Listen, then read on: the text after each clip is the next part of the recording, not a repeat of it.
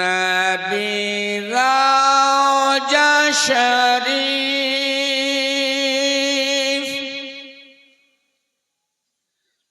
না দেখে মন ভরে না, দিদার দাও গো শাহে মদিনা। সুবহানাল্লাহ। নবী রওজা শরীফ না দেখে মন ভরে না,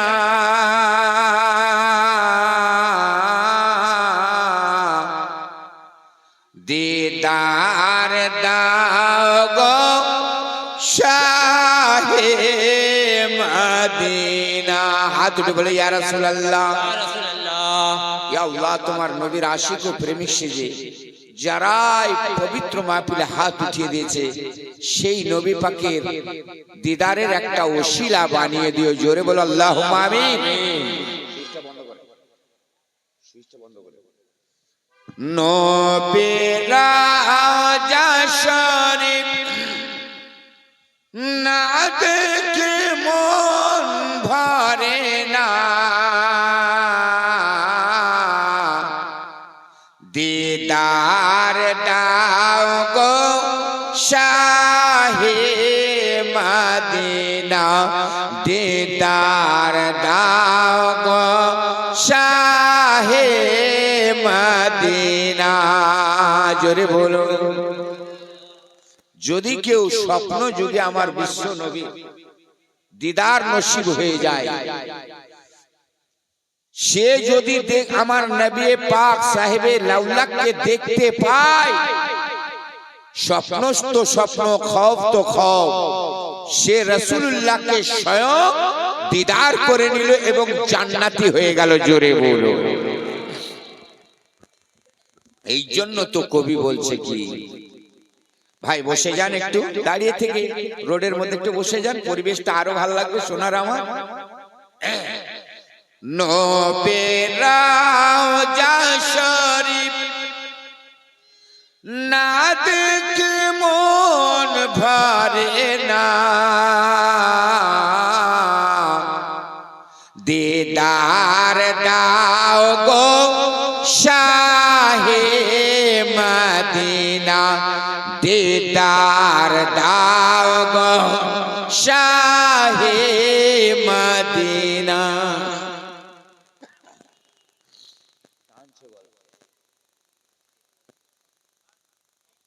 জালি মুবারক দেখিলে এক নজর। জোরে বলো সুবহানাল্লাহ। আরে যারা মাচালকে বলো সুবহানাল্লাহ। জালি মুবারক দেখিলে এক নজর, নূরেতে ঝলমল করবে ভিতর। আল্লাহর নবীর দিদার তো দিদার। কোন ব্যক্তি যদি আল্লাহ রাসূলের জিয়ারত উদ্দেশ্যে মদিনাতুল মুনাওয়ারাতে হাজরি দিয়ে দেয়, যদি একবার কদম রেখে দেয়, তো স্বয়ং আমার রাসূল বলছেন, মান যারা কবরি ওয়াজাবাত লাহু শাফাআতি, যে আমার রওজাকে একবার জিয়ারত করে নিল, দর্শন করে নিল, কাল মাহশরের ময়দানে আমি রাসূলের শাফাআত করা তার প্রতি ওয়াজিব দাঁড়িয়ে গেল। জোরে বলো। মোহাব্বতে হবে না? যিনি হলেন পাপীদের উদ্ধার, দয়ার অবতার। তাই কবি কি বলছে শুনুন, সেই নবীর রওজা মুবারক, জালি মুবারকের যদি কেউ একবার চুম্মা দিয়ে দেয়, তো তারও জন্য শাফাআত করা আমার রাসূল ওয়াজিব ঘোষণা করেছেন। কারণ রাসূলের রওজা তো রওজা, যে রাসূলের রওজার সঙ্গে জালি টাচ হয়ে আছে, সম্পর্ক বেঁধে আছে, লেগে গিয়েছে। এর রাসূলের ওই রকম ভাবে, এটা অন্য কোন জায়গার জালি নয়, অন্য কোন রওজার গ্রিল নয়, সেটা আমার স্বয়ং নবী মুস্তাফার রওজার জালি। হে মুসলমান, কোরআনের সঙ্গে যখন জুজদানের সম্পর্ক হয়ে যায়, কোরআনের সঙ্গে যখন এই রকম গিলাফের সম্পর্ক হয়ে যায়, তখন ওই কোরআনের এমনকি গিলাফের ওই কোরআনের জুজদানের সম্মানটা আল্লাহ বাড়িয়ে দেয়। রাসূলের রওজাতে যে জালি লেগে গেছে তারও সম্মান আমার আল্লাহ বাড়িয়ে দিয়েছে। জোরে বলো। এই জন্য কবি বলছে কি, শুনুন, জালি মুবারক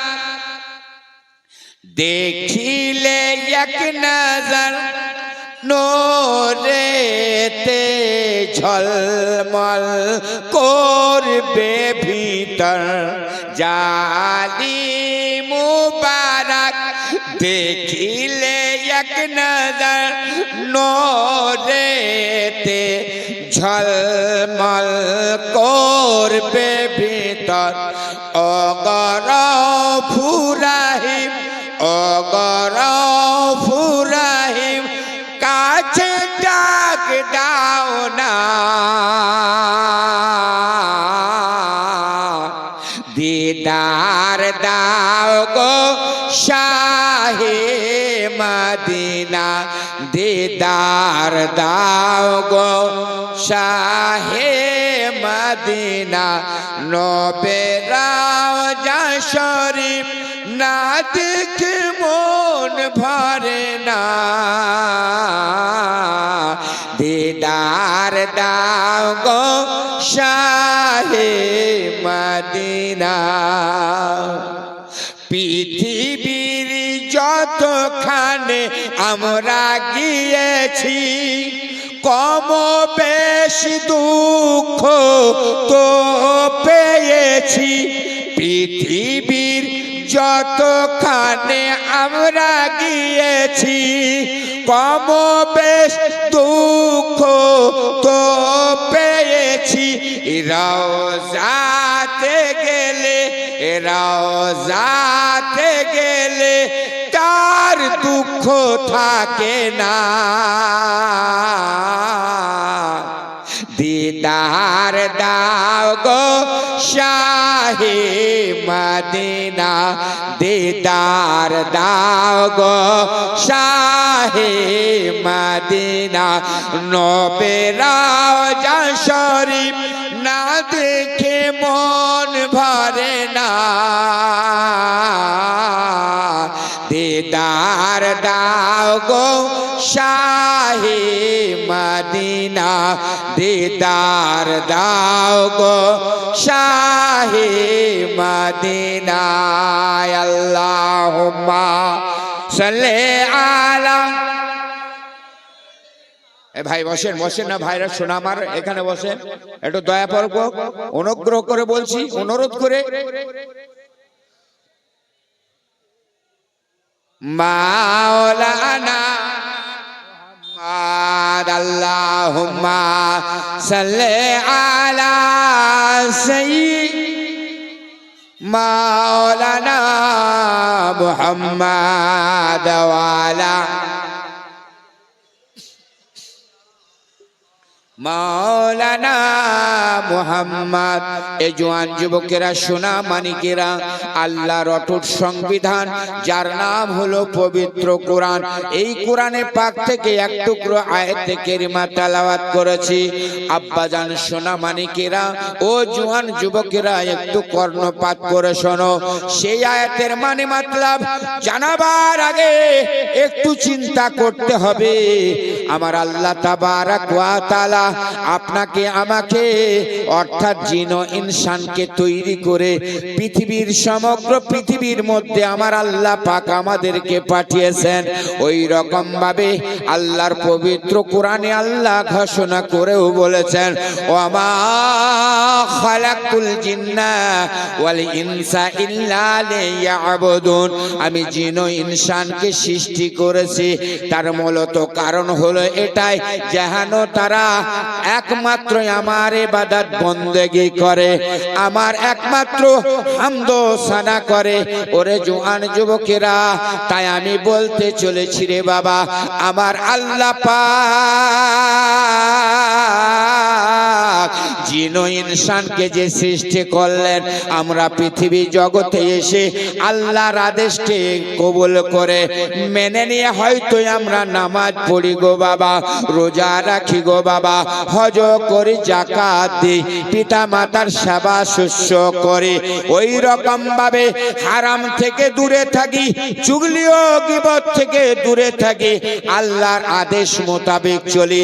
মূলত কারণ হলো এটাই, আল্লাহ যেন আমার নামাজে রাজি হয়ে যায়, আল্লাহ পাক যেন আমার রোজাতে রাজি হয়ে যায়, আল্লাহ পাক যেন আমার হজ যাকাতে রাজি হয়ে যায়, আমার আল্লাহ সমস্ত ইবাদতে যেন আল্লাহ খুশি হয়ে যায়। ওরে জওয়ান যুবকেরা, কিন্তু একটাই চিন্তা করতে হবে, সমস্ত মানুষেরা একমাত্র আল্লাহর উপাসনায় ও ইবাদতে এই উদ্দেশ্যে করে যাহাতে আল্লাহ পাক রাজি হয়ে যায়। ওরে জওয়ান যুবকেরা, সোনা মানিকেরা, তাই আমার আল্লাহ কি বলতে চান, আমার মুস্তাফাকে আমাকে রাজি করার জন্য তোমরা নামাজ পড়ো, রোজা রাখো, হজ ও যাকাত দাও, আরো ইবাদত বন্দেগী করো, শুধু একমাত্র আল্লাহকে রাজি করার উদ্দেশ্যে। কিন্তু আমি খোদা চাই আগে যেন আমার মুস্তাফা রাজি হয়ে যায়। জোরে বলো, মাচালকে বলো। এই জন্য হুজুর আলা হযরত আজিমুল বরকত মুজাদ্দিদে দ্বীন ও মিল্লাত ইমামে আহলে সুন্নাত ফাজলে ব্রেলভী রহমতুল্লাহ আলাইহি ইরশাদ করে বলেন, खुदा की रज़ा चाहते हैं तो आलम, जोर से बोलो, अरे मचल के बोलो, खुदा की रज़ा चाहते हैं तो आलम, और खुदा चाहता है, और खुदा चाहता है रज़ाए মুহাম্মদ।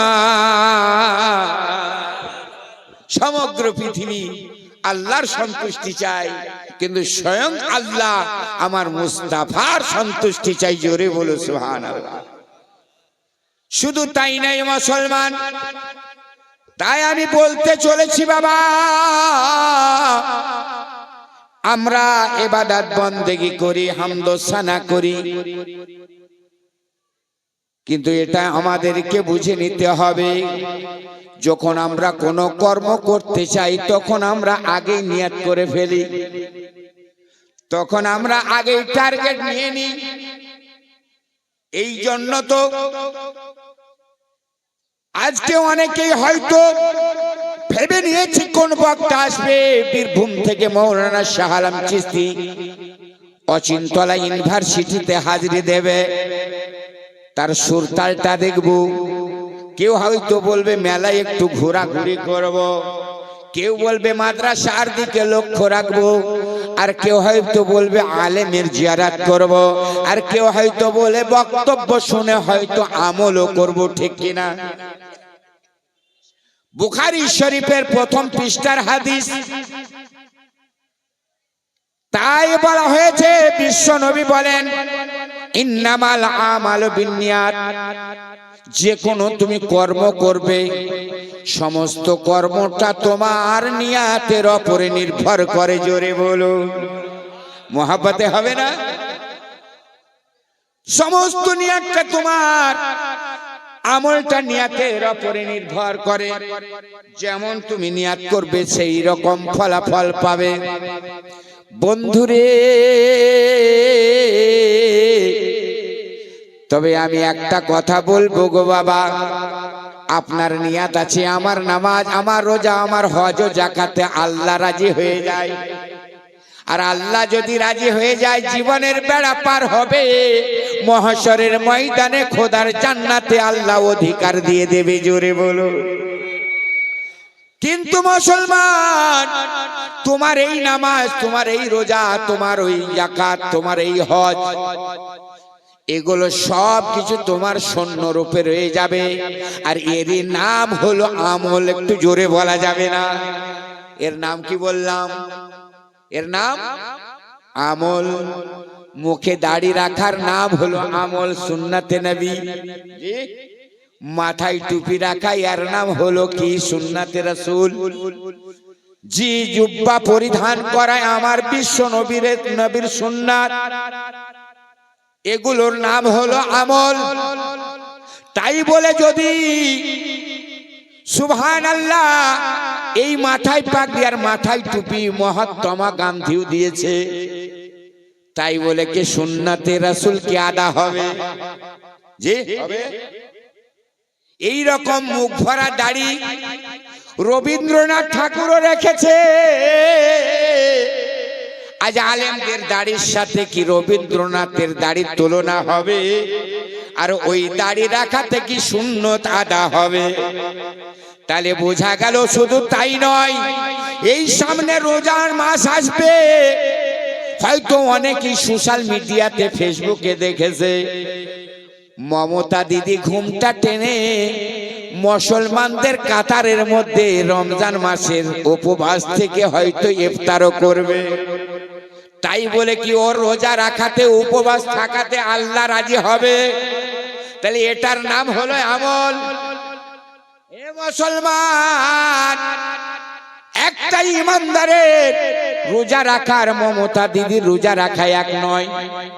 একটা আলেম ওলামার মাথায় টুপি নেওয়া আর ওই রকম মহাত্মা গান্ধীর টুপি রাখা এক নয়। ওই রকম ভাবে ইমানদারের মুখে দাড়ি রাখা আর রবীন্দ্রনাথ ঠাকুরের মুখে দাড়ি রাখা এক নয়। তাহলে বোঝা যাচ্ছে আর আলেমের মধ্যে সব আলেম কিন্তু এক নয়। এক আলেমের বক্তব্য শুনে আপনার ঈমান নষ্ট হবে, আর কোন ইমামের, কোন বক্তার বক্তব্য শুনে আপনার ঈমান তাজা হবে।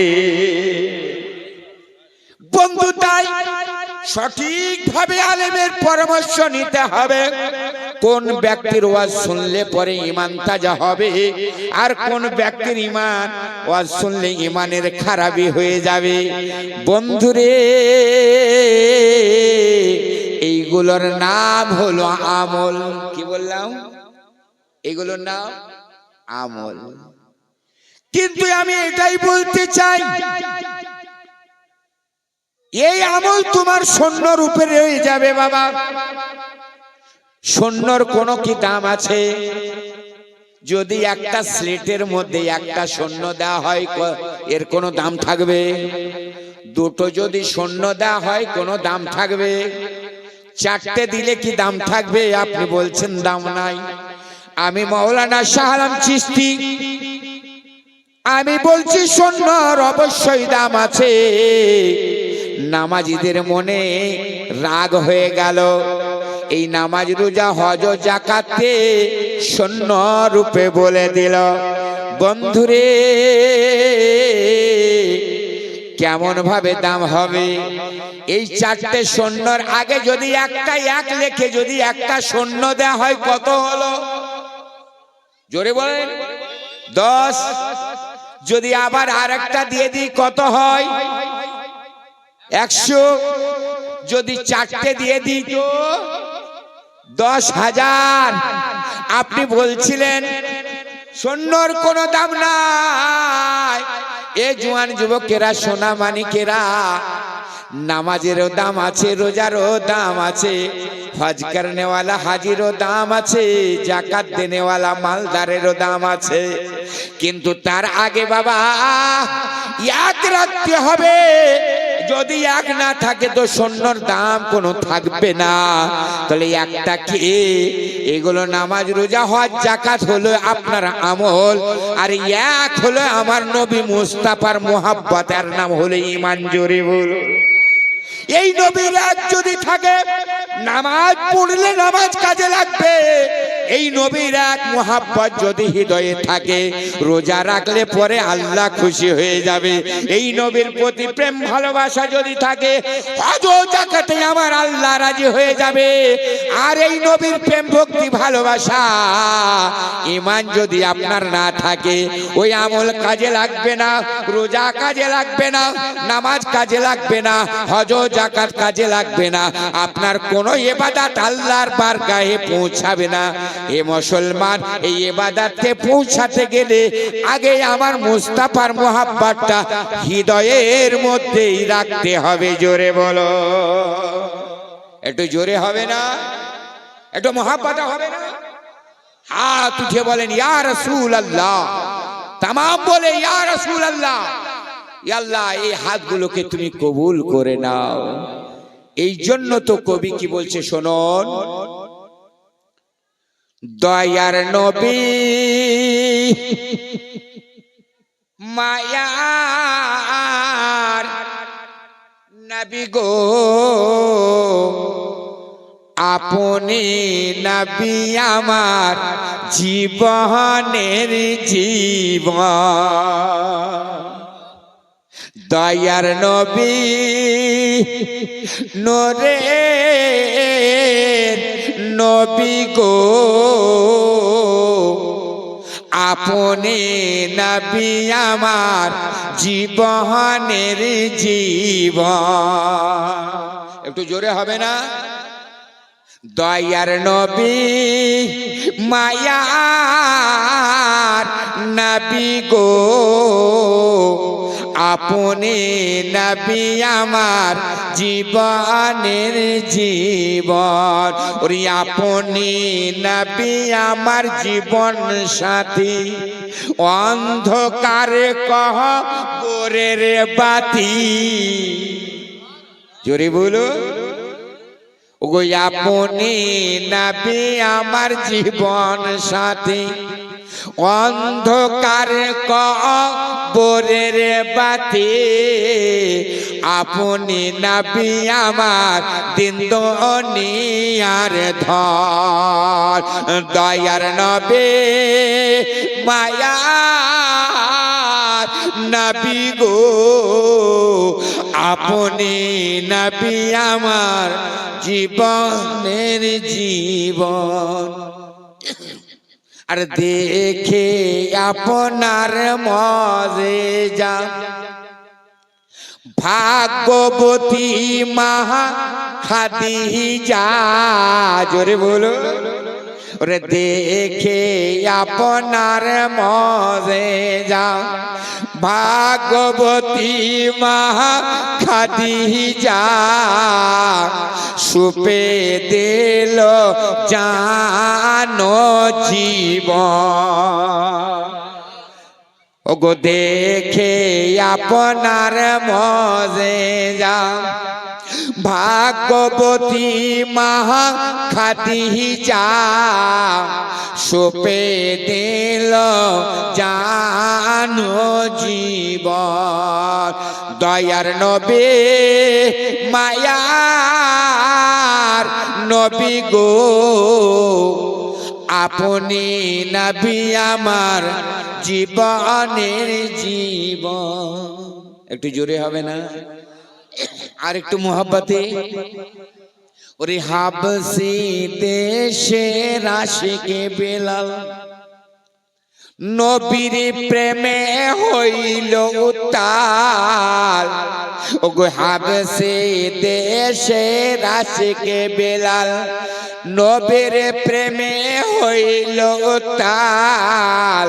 কতই কষ্ট সহিল উমাইয়ার জ্বালাতন।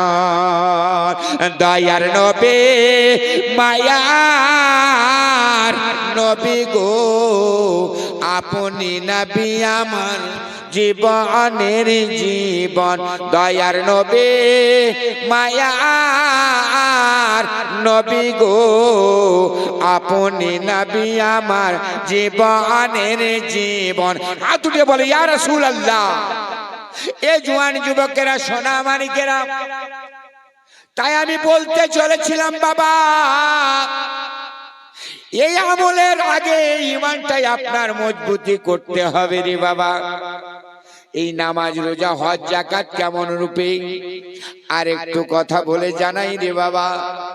এ সোনা মানিকেরা, এখন হয়তো বর্তমানে মাঘ মাস চলছে, এরপরে হয়তো বাংলা ফাল্গুন মাস হবে। তাই পদ্যর মধ্যে মহাজ্ঞানী গুণীরা লিখেছিল কি, ফাল্গুনে বিকশিত কাঞ্চন ফুল, ডালে ডালে পঞ্জিত আম্র মুকুল, চঞ্চল মৌমাছি গঞ্জরি গায়, বেনবনে মর্মরে দক্ষিণ বাই।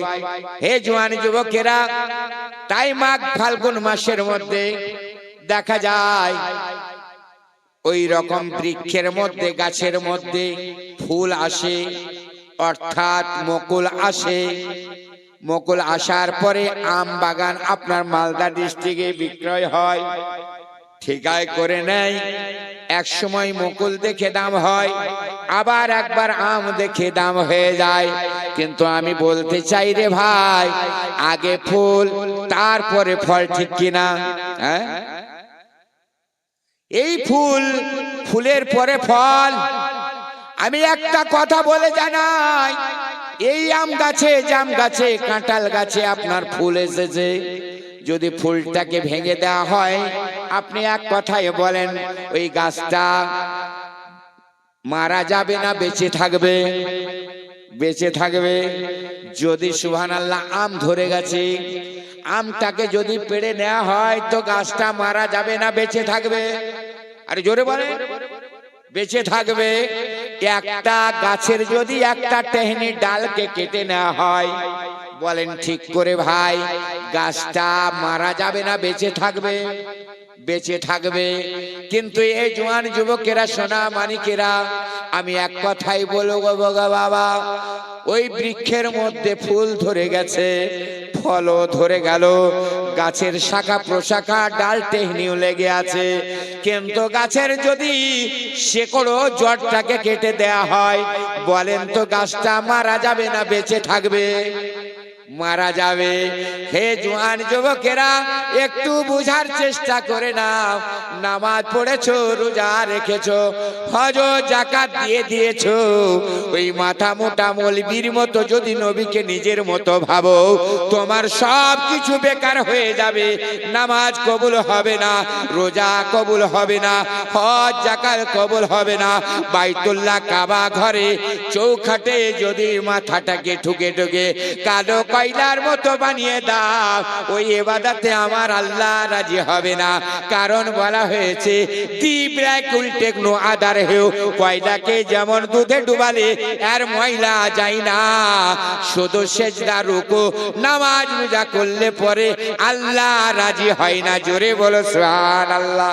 এই নামাজ রোজা হজ যাকাতকে কাজে লাগাতে গেলে আগেই বলেছি বাবা, এই রকম ফল ফুল আপনার বেঁচে থাকবে জড় শিকড়ের ওপরে। তাহলে সমস্ত ইবাদত বন্দেগিটা এগুলো হলো আপনার আমল, আর বিশ্ব নবীর মুহাব্বতটা হলো শিকড় রূপে আপনার ঈমান। জোরে বলো সুবহানাল্লাহ। তাই জওয়ান যুবকেরা, সোনা মানিকেরা, তাই আপনারা অবগত আছেন গো বাবা, ওই রকম ভাবে নবীর আশিকার প্রেমিক, নবী ভক্ত, নবীর দিওয়ানা, যিনি কোনদিন নবীকে চোখে দেখে নাই, যিনি কোনদিন নবীর সহবতে বসা নাই, যিনি এত দরিদ্র কাঙ্গাল ছিল রে বাবা, এই রকম ভাবে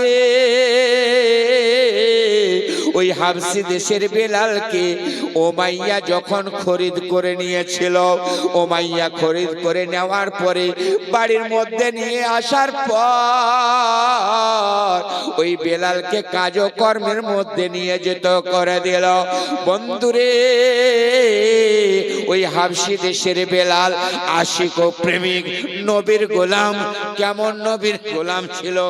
কমিও কেমন নবীর প্রেমিক ছিল রে বাবা। ওই সময় দেখা যায় হঠাৎ করে হাবশী দেশের বেলালের কানের মধ্যে একটা অমীয় বাণী, একটা মধুর বাণী বেলালের কানে পৌঁছে গেল, যে বাণীতে হযরতে বেলাল দিওয়ানা হয়ে গেল, আশিক হয়ে গেল, প্রেমিক হয়ে গেল। ওই বাণীটা হৃদয়ে গেঁথে নিয়ে সদা সর্বদা সেই বাণীটা গুনগুন করে পড়তেছিল। একটু জোরে বলুন। উমাইয়া দেখে কি এমন ব্যাপার, আমার হাবশী দেশের বেলাল কাজও কর্ম করে, খেতে বসতে বসতে, চলতে ফিরতে, উঠতে বসতে, শুতে জাগতে সদা সর্বদাই শুধু গুনগুন গুনগুন করে কি বলতে আছে। উমাইয়া হঠাৎ করে হাবশী দেশের বেলালের কাছে এলো, আসার পরে বলে, বেলাল কি এমন ব্যাপার রে বেলাল, কাজও করছো, কর্ম করছো, ডিউটিও পালন করছো, কিন্তু আমি দেখতে পাচ্ছি তোমার কোনো সময় জবানটা বন্ধ থাকে না, কোনো সময় তুমি গুনগুন গুনগুন জিনিসটা ছাড়ো না। কি এমন সদা সর্বদাই চলতে ফিরতে, উঠতে বসতে কি এমন গুনগুন করো রে বেলাল? সঙ্গে সঙ্গে বলে, এমন একটা জিনিস, এমন একটা অমীয় বাণী, যে বাণীতে বেলালকে পাগল বানিয়ে দিয়েছে, যে বাণীতে বেলালকে দেওয়ানা সাজিয়ে দিয়েছে, সেই বেলাল, ওই বাণীটার মর্ম একমাত্র বেলালই জানে। সঙ্গে সঙ্গে উমাইয়া বলতেছে, বেলাল কি এমন জিনিস রে বেলাল, কি এমন বাক্য আর কি এমন বাণী, একবার কি জানা যাবে না? তুমি কি বলবে না? সঙ্গে সঙ্গে নবীর আশিক ও প্রেমিক বলে, ওগো উমাইয়া, সেটা অন্য কারো বাক্য নয়, অন্য কারো বাণী নয়, এটা হলো আমার বিশ্ব নবী, মায়ার নবীর মুখের বাণী। জোরে বলো সুবহানাল্লাহ। এটা হলো কালেমার বাণী, যে বাণীটাই আমি হৃদয়ে গেঁথে নিয়েছি, যে বাণীটাই আমি জপতে শুরু করে দিয়েছি, এই বাণী ছাড়া আমি আর থাকতে পারি না। উমাইয়া বলে, ও বেলাল রে, এটা তো তোমার জানা আছে, বুঝা আছে, তুমি আমার খরিদ্দার গোলাম ছিলে, তুমি আমার খরিদ্দার গোলাম, আমার কথা মোতাবেক চলতে হবে, উঠতে হবে, বসতে হবে। তবে বেলাল শোনে না, ও বেলাল শোনে নাও, শোনে নাও, একটু এক কথা বলতে চাই। বেলাল রে, ওই বাণীটা ছেড়ে দাও, কারণ মোহাম্মদ বিন আব্দুল্লাহর বাণীটা তোমাকে ছাড়তে হবে। এই কালেমার বাণী তোমার মুখের মধ্যে উচ্চারণ আমি শুনতে চাই না, আর তোমাকে গুনগুন করতে হবে না। এই রকম ভাবে হযরতে বেলাল তখন বলতে আছে, উমাইয়া গো, আমাকে কোন জিনিস ছাড়তে বলেছো? শুনে নাও, শুনে নাও, আমি দুনিয়া ছাড়তে পারি, কিন্তু নবীর বাণী ছাড়তে পারবো না। জোরে বলো সুবহানাল্লাহ। হযরতে উমাইয়া, হযরতে বেলাল বলে, ওই রকম ভাবে আমি দুনিয়া ছেড়ে দিতে পারবো, কিন্তু আমি ওই বাণীটা ছাড়তে পারি না। উমাইয়া তখন রাগান্বিত হলো, বলে, বেলাল এটা কি ভেবে নিয়েছো? তোমার ওপরে কেমন কার পূজারি হতে পারে, তোমার ওপরে কেমন শক্তি হতে পারে, তোমার ওপরে কেমন জুলুম হতে পারে রে বেলাল? বলে, হা হা, হয়তো ডিউটির মধ্যে বাড়িয়ে দেবে, হয়তো কর্মের মধ্যে বাড়িয়ে দেবে, ঘুমের মধ্যে হয়তো কমতি করে দেবে, আহারের মধ্যে হয়তো কমতি করে দেবে, সব কিছু মেনে নেব, কিন্তু নবীর নাম ছাড়তে পারবো না। জোরে বলো সুবহানাল্লাহ। উমাইয়া তখন বলে, বেলাল না না, তোমার ডিউটির মধ্যে কমতি হবে না, তোমার ঘুমের মধ্যে কমতি হবে না, আহারের মধ্যে কমতি হবে না রে বেলাল, সব চাইতে এমনকি গ্রীষ্মকালে পুকুর রোদে তাপে যেমন মরুভূমির বালিগুলো গরম হয়ে যায়, যে বালির মধ্যে মা বোনেরা ফ্যাক্টরির মধ্যে চাল দিয়ে মুড়ি তৈরি করে থাকে, ওই রকম ভাবে মরুভূমির গরম বালিতে তোমাকে শুয়ে দেওয়া হবে, হাত পা খানা বেঁধে দিয়ে। এখনো যদি ভালো চাও, সেই রকম শাস্তি থেকে যদি তুমি দূরে থাকতে চাও, তাহলে নবীর বাণীটা দূর এমন কি ছেড়ে দাও। বেলাল বলে, উমাইয়া যদি তুমি মরুভূমির বালির অপরের ভয় কে দেখাও, হাত পা বাঁধার কি ভয় দেখাও, আমি বেলালের হাত ও পাকে যদি বেঁধে দিয়ে মরুভূমির বালিতে শোয়ানোর আগে যদি জ্বলন্ত কড়াইয়ের মধ্যে আমাকে চড়িয়ে দাও, আমি চড়তে রাজি আছি, নবীর নাম ছাড়তে রাজি নয়। এই কথা যখন বলেছে, কট্টর উত্তর পাওয়ার পরে নিষ্ঠুর উমাইয়া হাত পা খানা নবীর আশিক ও প্রেমিক বেলালের যখন বেঁধে দিল গো বাবা, বেঁধে দেওয়ার পরে ওই মস্ত এমনকি মরুভূমির গরম বালির ওপরে নবীর গোলামকে শুয়ে দিল। যখন শুয়ে দেওয়া হয়েছে, ওই মরুভূমির গরম বালি যখন বেলালের নুরানি শরীরের মধ্যে লেগে গেল, শরীরখানা বাবা পানি নিয়ে সমস্ত ফুলে ফেপে গেল। যখন ফুলে যায়, উমাইয়া বলে, বেলাল রে, ওই রুটির মতো তোমার শরীরটাতে পানি নিয়ে ফুলে গেছে, এখনো যদি ভালো চাও নবীর কালমাটা ছেড়ে দাও, তোমার হাত পা খুলে দেওয়া হবে। সঙ্গে সঙ্গে বলে, না না, আমার ওই শরীরটা ফুলা তো দূরের কথা, হৃৎপিণ্ডও যদি ফুলে যায় আমি নবীর নাম ছাড়তে পারবো না। এই কথা যখন বলা হলো, নিষ্ঠুর উমাইয়া মস্ত বড় একটা পাথরকে বাবা ওই নবীর আশিক আর প্রেমিকের সিনার মধ্যে চড়িয়ে দিল। যখন মস্ত বড় পাথরখানা চড়িয়ে দিয়েছে, মনে হয় বেলালের শ্বাস প্রশ্বাস বন্ধ হয়ে যেতে চাইছে। এই রকম ভাবে বেলাল আর শ্বাস প্রশ্বাস নিতে পারে না, এত কষ্ট হয়ে যায়। বলে সেই রকম ভাবে আবার চাবুক মারতে শুরু করে দিল, কোড়া মারতে শুরু করে দিল। বলে, বেলাল রে, এখনো যদি ভালো চাও নবীর ওই রকম ভাবে অমীয় বাণীটা তুমি ছেড়ে দাও, নবীর মহাব্বতটাকে দূর করে দাও। বেলাল বলে, উমাইয়া, নবীর নাম নিতে গিয়ে গো হাত পা বেঁধে দিয়েছো, নবীর নাম নিতে গো ওই রকম মরুভূমির গরম বালিতে শুয়ে দিয়েছো, নবীর নাম গাথাতে গো তুমি আমার সিনার ওপরে পাথর চড়িয়ে চাবুক মেরেছো। উমাইয়া শোনে দে, ও মাইয়া শোনে নাও, শোনে নাও। এই রকম ভাবে আমি বেলালের ওপরে মস্ত বড় পাথরখানা দেওয়া তো দূরের কথা, যদি ওই রকম পাহাড় খানা উঠিয়ে আমি বেলালের সিনাতে দিয়ে দাও, আমি নিতে রাজি আছি রে, নবীর নাম ছাড়তে রাজি নয়। এই রকম নবীর আশিক আর প্রেমিক বেলালের চোখ থেকে বাবা টপ টপ করে অশ্রু ঝরে যায়। সেই বেলালের সিনা থেকে আবার পাথরখানা নেওয়া হয়, চাবুক মেরা হলো, কাল কেটে গেল, উটের ওপর বেলালকে আবার পেছনে বাঁধা হলো। উটকে কোড়া মেরে চাবুক মেরে সারা ময়দানের মধ্যে ওই নবীর আশিককে ঘোরানো হয়েছিল। যত নিয়ে যায় ক্ষত বিক্ষত শরীরের রক্তগুলো মরুভূমির বালিগুলো কিন্তু লাল হয়ে যায়। এত জ্বলন, তবু নবীর আশিক আর প্রেমিক কোনো মতেই নবীর নাম ছাড়ে না। সেই বেলালকে উটের পেছন থেকে খুলে নেওয়ার পরে বলে, বেলাল, এত কষ্ট দিলাম, এত আঘাত দিলাম, এত জ্বালা যন্ত্রণা পৌঁছালাম, এখনো তুমি নবীর কালেমা ছাড়লে না।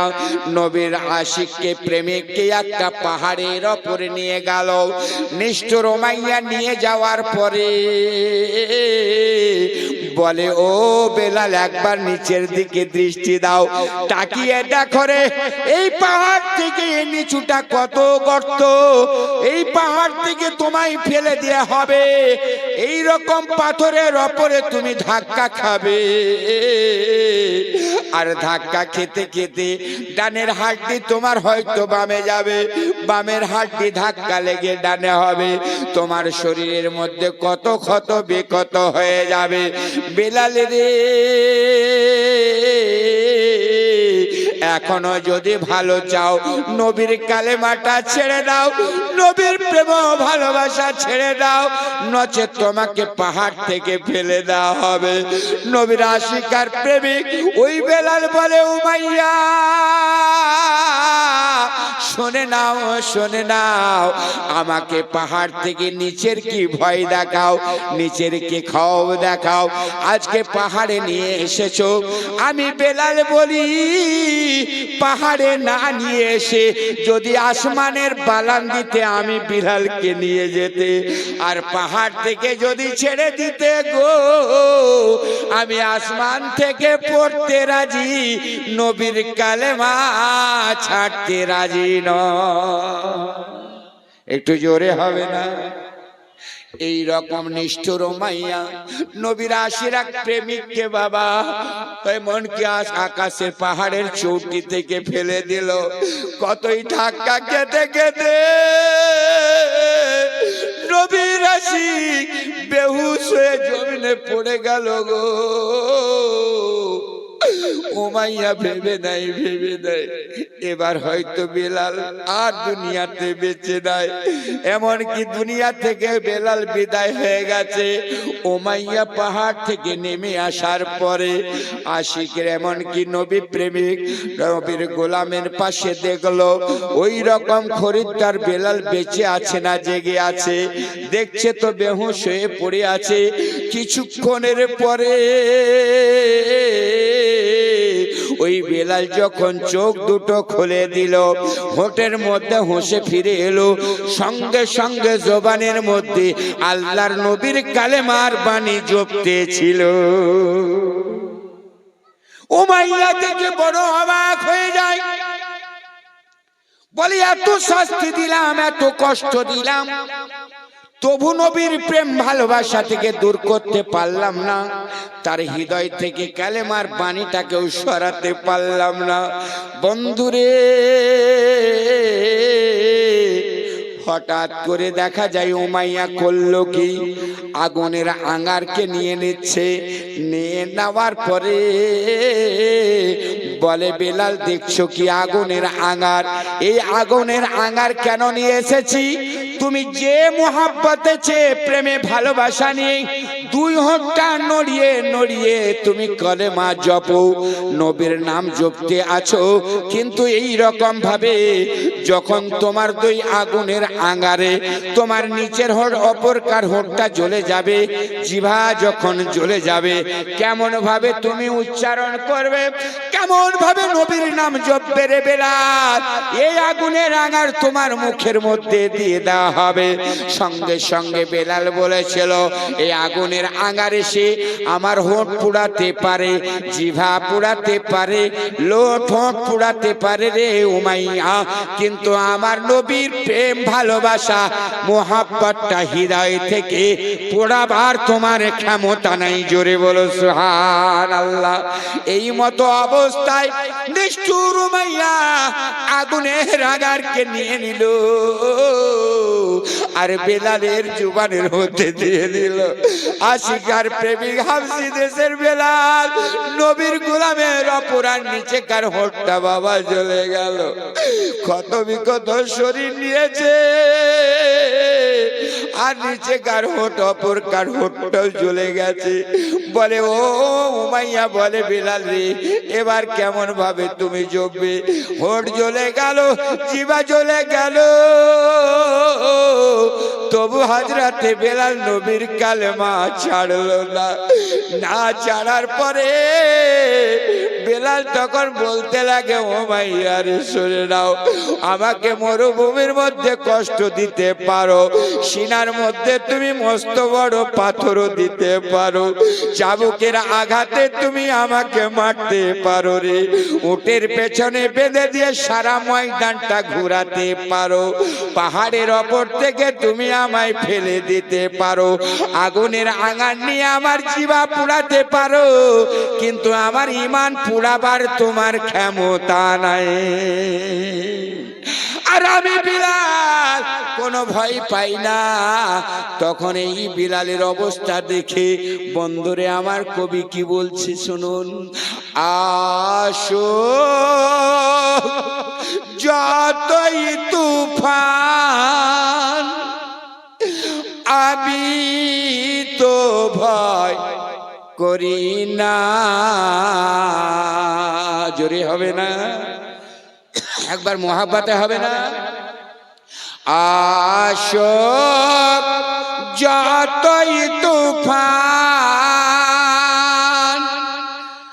আমি তো ভয় করি না, আমার হৃদয়ে কাবা, জোরে বলো, আমার হৃদয়ে কাবা, নয়নে মদিনা। জোরে বলেন, যারা আল্লাহ আল্লাহ রসুলের প্রেমে মুগ্ধ হয়ে গেছে তারা অ্যাটম বোমের কি ভয় পাবে? বম পিস্তলের ভয় পাবে?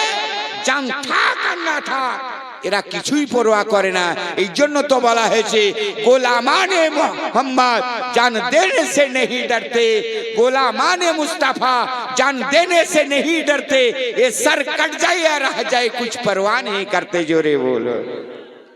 এই জন্য তো কবি লিখছে কি, আসো যতই তুফান, আসো যতই তুফান আমি তো ভয় করি না,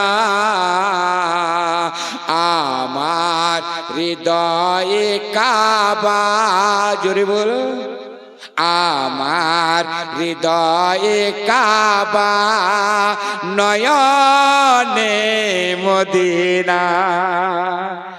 পাঞ্জাতনের পাঁচ পাতা হবে আমাদের ছাতা, পাঞ্জাতনের পাঁচ পাতা হবে আমাদের ছাতা, আগে রবে ফাতেমা, আগে রবে ফাতেমা, আলী বলিবেন কথা, আসো যতই তুফান আমরা তো ভয় করি না, আমার হৃদয়ে কাবা, নয়নে মদিনা। হাসান দেখাবে আলো, জোরে বল, একটু মোহাব্বতে আর একবার হাত উঠে বলা যাবে না, ইয়া হোসাইন, আর একটু জোরে বলেন। হাসান দেখাবে আলো, হাসান দেখাবে আলো, হোসেন দেবে ঠিকানা, আমার হৃদয়ে কাবা, নয়নে মদিনা। আসো যতই তুফান আমরা তো ভয় করি না, আমার হৃদয়ে কাবা, নয়নে মদিনা। জোরে বলুন। আব্বাজান সোনা মানিকেরা সব কিছু কষ্ট সয়ে নিল, ক্ষত বেক্ষত শরীরের মধ্যে লাল টুকটুকে রক্ত বেলালের গড়তে লেগে গেল, জুবান পুড়িয়ে দিয়েছে, এই নবীর আশিক কেটে নে হিচড়িয়ে বরবাদ বুঝে বলল উমাইয়া নিষ্ঠুর উমাইয়া একটা ঘরের কোণাতে দিয়ে দিল গো। নবীর আশিকার প্রেমিক কিন্তু সেই জায়গায় পড়ে আছে, শরীর থেকে যত রক্ত বয়ে যায় পানির মতো গড়ে গড়ে চলে যায়, তবু নবীর কালেমা বেলাল ছাড়ে না। জোরে বল ওরে বন্ধু, ইসলামের রোমিও বাণী পবিত্র কালেমার বাণী বিশ্ব রসুলের মায়া মোহাব্বতকে হৃদয়ে রাখতে গিয়ে সাহাবারা জান দিয়ে দিল, রক্ত ঝরিয়ে দিল, মাল মাত্রাকে লুটিয়ে দিল, বিবি বাচ্চাকে খিমাতে জ্বালিয়ে দিয়েছিল। ইসলামকে রক্ষা করতে গিয়ে মায়ের জোয়ান বেটাকে শহীদ হতে হয়েছিল, মাল মাত্রা আল্লাহর রসুলের চরণ তলে দিয়ে দিয়েছিল। আজ আপনার ছেলেকে কুরবানি দিতে হবে না, আপনার এমন কি বেটাকে যুদ্ধে পাঠাতে হবে না। এই রকম দিনকে রক্ষা করতে গেলে বাবা ইমানটাকে রক্ষা করবে এই মাদ্রাসার তুলবায় এজামরা, এই তলেবায় এজামদের খিদমত রূপে গো বাবা। আর জানো জীবন দিতে হবে না, এই মাদ্রাসাতে অনেক এতিমের ছেলে আছে, গরিবের ছেলে আছে, মা হারা পৃথিবীতে বানায়, বাপ হয়তো দুনিয়া ছেড়ে বিদায় হয়ে গেছে, আর তার ওয়ারিশ জাতীয় কেউ হয়তো ওয়ারিশ সূত্রে কেউ নাই। এই এতিম অসহায় ছেলেরা মাদ্রাসা ছেড়ে আর কোথায় যাবে? মিশনে যেতে গেলে বহু পয়সার দরকার হবে, ওই রকম রিড মেশিন ফি তাকে কিন্তু লাগবে। বাপারা মাহারা সন্তানটা কি করে সে জায়গায় অ্যাডমিশন নেবে? বন্ধুরে, তাই আমি বলবো এতিমের পাশে দাঁড়িয়ে যান, বাপ সেজে দাঁড়িয়ে যান, মা সেজে দাঁড়িয়ে যান। রক্ত দিতে হবে না, জানো জীবন দিতে হবে না। আমার এই রকম ভাবে 12টা বাপ চট করে বলে দিতে হবে। আজ নবীর রাজুল জান্নাতের মধ্যে বসে থেকে এই জায়গাটাকে সাক্ষী রেখে যে নবী আমার বলেছেন আল মসজিদ ও বাইতুল্লাহ আল মাদ্রাসা তো বাইতে, মসজিদ হলো আল্লাহর ঘর, মাদ্রাসা হলো আমার ঘর। এই নবীর ঘরে নবীর মেহমানরা বসে আছে, মালের মোহাব্বত করে না, বিবির মোহাব্বত করে না, বাচ্চার মোহাব্বত করে না। ওই রকম ভাবে নবীর আগে এদের মোহাব্বত বড় নাই। এই রকম ভাবে বাপের বেটারা একটা প্রমাণ দেওয়ার জন্য 12টা বাপ চট করে বলে দিতে পারে যে হুজুর আমি 1000 টাকা করে চাইবো গো বাবা, কিন্তু বাবারে এর চাইতে যদি আশিক ও প্রেমিক সেজে যায়, না না, যে নবীর ঘর নবীর দ্বার আছে, কবরে গেলে নবীর সাক্ষাৎ পাবো, মিজানে গেলে নবীর দিদার পাবো, পুলসিরাতে নবী আসবে, মহাশরে নবীর দেখা হবে। এই নবী ছাড়া কিছু জানি না, নবীকে আমি মোহাব্বত থেকে অন্তর থেকে দূর করব না। এই রকম ভাবে যদি ভালোবাসা নিয়ে 5000 টাকাও দিতে পারেন, 7000 টাকাও দিতে পারেন, মোহাব্বতের কিন্তু বাবা টাকা দেখবে না, পয়সা দেখবে না। তবে আমার দাবি রে বাবা, 12টা বাপ চট করে বলে দেন 1000 করে টাকা আল্লাহর নবীর ঘরের জন্য, মেহমানের রাসূলের জন্য, যোগ্য মায়ের যোগ্য সন্তান, এমন মায়ের বেটা দুনিয়া থেকে মা বিদায় হয়েছে, বাপ বিদায় হয়ে গেছে রে, হয়তো দানের বদলাতে তোমার মার আত্মা শান্তি পাবে, কবর থেকে ওই মা হয়তো দোয়া দিয়ে দেবে। চটচট করে বলো বাবা, যোগ্য মায়ের যোগ্য এমন কি 12টা সন্তান আমি আগামন কি সুবহানাল্লাহ আরো কিছু শোনাতে চাই, জোরে বলেন। 1000 টাকা কি নাম? আরে আপনার নাম কি? জালালউদ্দিন। নারে তাকবীর, নারে তাকবীর। জনাব জালালউদ্দিন নামে ভাই এইখানেতে ছিল, 1000 টাকা মাকে ভালোবেসে নবীর ঘরে দিল। ও গো আল্লাহ দয়াময়, দয়া যে করিও, জালালউদ্দিনের দানকে তুমি কবুল করে নিও। জোরে বল আল্লাহুম্মা আমিন। সুবহানাল্লাহ। এ মাশাআল্লাহ। কি নাম বাবা? সাইদুল ইসলাম হাজী সাহেব নাকি? সুবহানাল্লাহ, সুবহানাল্লাহ। দেখছেন লেখাপড়ার সময় নাই, মোহাম্মদ জাহিদুল ইসলাম নাকি সাইদুল ইসলাম। সুবহানাল্লাহ, আব্বাজান এই বয়সে লেখাপড়া করছেন। সুবহানাল্লাহ। নবীর সুন্নাত ওয়াজিব, তালাবাল ইলমি ফারিজাতুন আলা কুল্লি মুসলিমিন ওয়াল মুসলিমা, প্রত্যেকটি নর নারীর জন্য ইলমে দ্বীন শিক্ষা করা ওয়াজিব বা ফরজ। 5,000 টাকা দিয়েছে। নারে তাকবীর, নারে তাকবীর, নারে রিসালাত। 5,000 টাকার দাতা, 5,000 টাকার দাতা। আল্লাহ মাফ করে দাও ওনার জীবনের গুনাহ। কি নাম? কি নাম? অবৈদুল্লাহ সাহেব 2,000 টাকার দাদা। একটু জোরে বলা যাবে না? নারে তাকবীর। আরে বাপ, একটু আমার আল্লাহর নামের নারা। যে স্রষ্টা ছাড়া আমাদের, তিনার দয়া ছাড়া আমরা পেরাতে পারবো না। একটু জোরে হবে না? নারে তাকবীর, নারে তাকবীর, নারে রিসালাত, নারে রিসালাত। অবৈদুল্লাহ সাহেব 2,000 টাকা। আর একজন ব্যক্তি, একটা ছোট্ট গুটি গুটি পায়ে ছেলে এসে উনি দিয়েছেন 1,000 টাকা। আল্লাহ তাআলা তেনার দানকে যেন কবুল করে নেয়। এইরকম আমি 12টার মধ্যে সুবহানাল্লাহ আশিকে রাসূল আতাবুল সাহেব 2,000। নারে তাকবীর, জোরে বলবো নারে তাকবীর। আতাবুল নামে বাবা এইখানেতে ছিল, আর ছিল কি না ছিল আল্লাহ দানে বুঝা গেল। ও গো আল্লাহ দয়াময়, দয়া যে করিও। আতাবুলের 2,000 টাকা কবুল করে নিও। যে নিয়াতে যে মাকসাদে করে গেল দান, তার দানকে কবুল করো পাক রহমান। জোরে বল আল্লাহুম্মা আমিন। একটু জোরে বলো আল্লাহুম্মা আমিন। জি বলেন না। একটা নাকের চুমনি দিয়েছে, আর সোনার নাকি সোনার, আর 500 টাকা নগদ। আল্লাহ যে নিয়াতে যে মাকসাদে করে গেল দান, তাদের মৃত্যু ব্যক্তিদের দিও তুমি জান্নাত মুকাম। একটু জোরে বল আল্লাহুম্মা আমিন। আর একটু জোরে বল আল্লাহুম্মা আমিন। তাই আমি বলেছি, যোগ্য মায়ের যোগ্য সন্তান 12টা বাপের কাছে। সুবহানাল্লাহ, শো হাজার হাজার মানুষ বসে আছে, 12টা বাপের কাছে মাত্র 1,000 করে টাকা।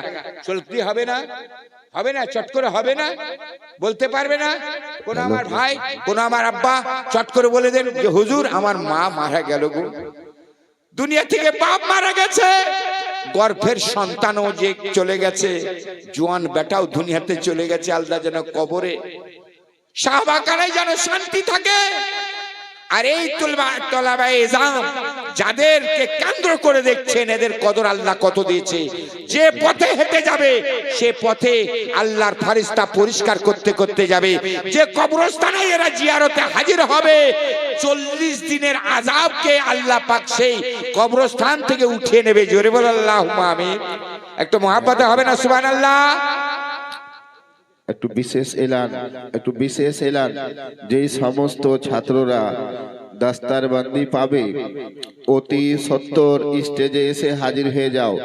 কিছুক্ষণের মধ্যেই যেহেতু দাস্তারবন্দির পর্ব আরম্ভ হবে, তাই সমস্ত ছাত্র যারা দাস্তারবন্দি পাবে, দাস্তারে ফাজিলাত, দাস্তারে কিরাত, দাস্তারে হিফজ, নারে তাকবীর, নারে তাকবীর, নারে রিসালাত, নারে রিসালাত। আব্দুল সত্তার সাহেব, সুবহানাল্লাহ। আব্দুল সত্তার নামে ভাই এই গ্রামে বাড়ি, আরে 1,000 টাকা দিল অতি তাড়াতাড়ি। ও গো আল্লাহ দয়াময়, দয়া যে করিও। আব্দুল সত্তারের দানকে তুমি কবুল করে নিও। যে নিয়াতে যে মাকসাদে করে গেল দান, তার দানকে কবুল করে তিনার মৃত্যু ব্যক্তিদের দিও কবরে আসান। জোরে বল আল্লাহুম্মা আমিন। এই দেখেন হাবিবুর রহমান, সুবহানাল্লাহ। হাবিবুর রহমান নিজের বাবার নামে আল্লাহ তাআলা পূর্ণ করে তার মনের আরমান। একটু জোরে বলা যাবে না আল্লাহুম্মা আমিন, আল্লাহুম্মা আমিন? তো হাবিবুর রহমান আছে, আর আব্দুর রহমান বলে কেউ নাই। হবে না? 1,000 টাকা আল্লাহ খেতে খামারে ব্যবসা বাণিজ্য আল্লাহ বরকত দেবে। জমিনি বালা থেকে আল্লাহ হেফাজত করবে, আসমানি বালা থেকে আল্লাহ হেফাজত করবে। রুজি রুটিতে আল্লাহ বরকত দেবে। তোমার গর্ভের সন্তানটা, তোমার অরুজাতীয় সন্তানটাকে, তোমার বিবি বাচ্চাকে হসপিটালে যেতে হবে না, নার্সিং হোমে যেতে হবে না, ওই রকম কবিরাজ ডাক্তার দেখাতে হবে না। নিশ্চয় আল্লাহ হেফাজত করবে। সুবহানাল্লাহ। আমি মায়েদের কাছে চাইনি, দেখছেন রেজাবুলের স্ত্রী 2,000 টাকার দাতা, কিন্তু মাদের অন্তর কত বড়, সুবহানাল্লাহ, হৃদয় কত নরম। রেজাবুলের স্ত্রী 2,000 টাকা দাতা। রেজাবুলের স্ত্রী মা জান এখানে 2,000 টাকা দান দিল মাদ্রাসা লাগিয়া। ও গো আল্লাহ দয়াময়, দয়া যে করিও। রেজাবুলের দানকে যে নিয়াতে যে মাকসাদে করে গেল দান, তার দানকে কবুল করো পাক রহমান। আমিন আমিন খোদা, আমিন আমিন কবুল করো গো খোদা রব্বুল আলামিন। জোরে বল আল্লাহুম্মা আমিন। এই দেখেন সুবহানাল্লাহ, আশিকের রাসূল। কি নাম ওটা? জিয়াম আলী একটা চুঙ্গি দান করেছে নাকের, মায়ের নামে 1000 টাকার দাতা। মাফ করে দাও আল্লাহ, ওনার পিতা পুরুষ যারা কবরে গেছে আল্লাহ তাদের গুনাহ খাতাকে মাফ করে তাদের কবরকে তুমি জান্নাতের টুকরা বানিয়ে দাও। একটু জোরে বলো আল্লাহুম্মা আমিন। আর একটু জোরে বলো। রেজাউল করিম জি সুবহানাল্লাহ 1000 টাকা দিয়েছে, তো সুবহানাল্লাহ চটচট করে দিয়ে দেন।